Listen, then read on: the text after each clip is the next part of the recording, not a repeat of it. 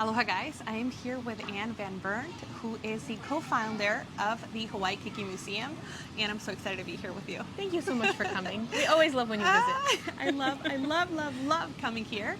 You guys, this space is amazing and it offers so much to kids. Today we're going to be sharing a very exciting thing that the museum offers, which is the annual subscription for families. So for Kama'aina, we know that people who are here can benefit a lot from this museum on an almost daily basis if they wish. So for the first year, we've offered an introductory rate of $150 for the annual membership, which includes everyone from your household from Keiki to Kapuna. Right. And that is for a limited time. So we are reaching our 1-year anniversary in October. So the prices will go up. So I encourage everyone who is interested in the museum to come visit. And as Kama'aina, you qualify for the Kama'aina daily rate. And if after your visit you're impressed and you'd like to switch to an annual family membership, we will apply the price of your daily admission toward that membership on the same day. That is so beautiful. And know, you guys, that this is a fully 501c3 organization. It is a nonprofit. So even if you decide to just donate for that day and then come in and get, your upgraded membership, that will be even better, because there's a lot of things that the team is doing here to make this space sustainable and reach many families, right? We're always grateful for donations. Yes, very needed. So when you come to the space, there's so much color. It was very well organized by the founders. Do you mind sharing with us how was the space organized so that families can get an idea as to what to expect? So we took over the lease on this building in April of 2022, and at that time, it was really just a warehouse. It was an empty building that used to house, in its prior life, it had a bunch of vendor booths and artist booths where the cruise ships would bring giant tour buses full of people to the rear of our building, let them come in and buy souvenirs from Hawaii Island. Right. Since then, because of pandemic and other reasons, that iteration of the Kona International Marketplace is no longer, and this became a warehouse space. I believe it was just used for warehouse purposes until we took over the lease. When we did that, we put in brand new flooring. Some is epoxy, some is tile, some is wood laminate. We also put in some foam flooring in the baby area and in the Blue Blocks building area where kids are likely to take a tumble, just to make their landing a little bit softer. And from there, we transformed the floor as well. So we've added over a dozen exhibits, all science related and all having to do with the science of the island on which we live. That is beautiful. The fact that you guys incorporated pieces of Hawaii here and also make it colorful enough for people or kids to continue to be interested on playing, that's a match in heaven. We believe that STEAM is the actual acronym that everyone should be using. STEM ignores the art, and the art is really a part of every process. So my personal mission when I was joining the team was to make sure that all the walls were filled with beautiful things to look at that represented the island as well. Right, like our beautiful mural here in the background. My favorite mural in the entire museum. Right. I love them all, but this one has a special place in my heart. Yes, and you know what I mean? You guys have done so much.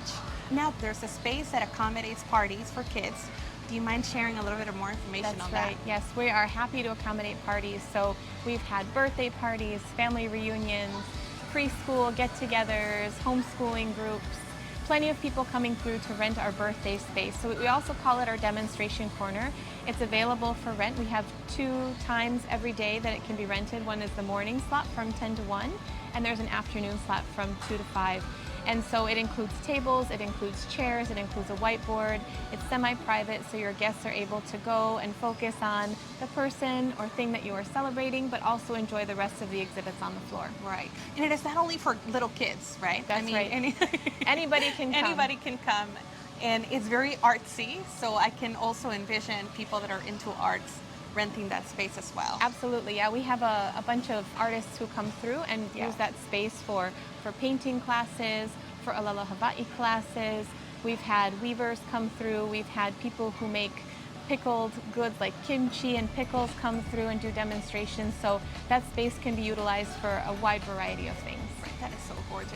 And the fact that there's another space I want to say a third of this. It's about a third. It's yeah. about a third of the space that is accommodated for innovation. So when we first took over the lease on the building, we split the floor into two segments. The first segment is where we house all of our exhibits, and that's really meant to engage keiki from about 0 to 10 years old. The back part of the house, that was what we called our phase 2. That was our dream space. So we envisioned this as a place to not only warehouse things that are salvaged and purchased for the museum floor, but also a maker space with tools and 3D printers and soldering classes and model rocket club and a space where the slightly older keiki can come through and feel inspired and feel like they can innovate freely without worrying about getting a grade or failing. This is a safe place, and we just want them to be their best selves and figure out what they want to do once they graduate from school. That is so beautiful. And the fact that we have this in Kona, I was talking to Ann earlier, that the need for this space was so grand that when the ladies opened, I mean, it was such an exciting news for the island. To have this in West Hawaii, it is such a blessing. And to have, you know, not only creativity as far as like colorful things on the wall, but it is a place that fosters innovation. And it also, like you mentioned in the beginning, it caters to a wide variety of kids, which is amazing. It's not only for little kids, it's also for, it's all ages. Absolutely. Space. Yeah, when I started working on this project with my co-founders, Janess and Dana, we quickly realized that in order to find any sort of activities of this sort for our keiki, we have to drive 2 hours across the island to Hilo to take advantage of the museum square, all of the museums that are set up along the waterfront in Hilo, as well as Imaloa. And we love these places, but we just couldn't drive 2 hours every time our keiki needed a place like that. So we decided to make one here on Kona side. Right, and you guys are thriving so much. We love it here. It's been a labor of love, passion project for all of us, and we continue to be all in. We are here. We would love to continue to evolve and develop and keep meeting the needs of the community. Right. And you know, ever since October, ever since you guys opened, we could see as community how much add-ons you guys have had throughout the months. Absolutely. Right.